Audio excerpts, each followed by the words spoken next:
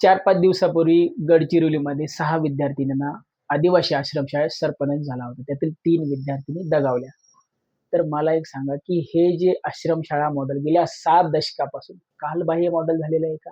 जवळपास महाराष्ट्रामध्ये 529-30 आश्रमशाळा आहेत. 490च्या आसपास हॉस्टेल्स आहेत आणि गेल्या 2 वर्षामध्ये जवळपास त्या आश्रमशाळेमध्ये 584 विद्यार्थ्यांचा मृत्यू झालेला आहे. 5% विद्यार्थ्यांचा केवळ सर्पदंशाने मृत्यू झाला. याला जबाबदार कोण आहे?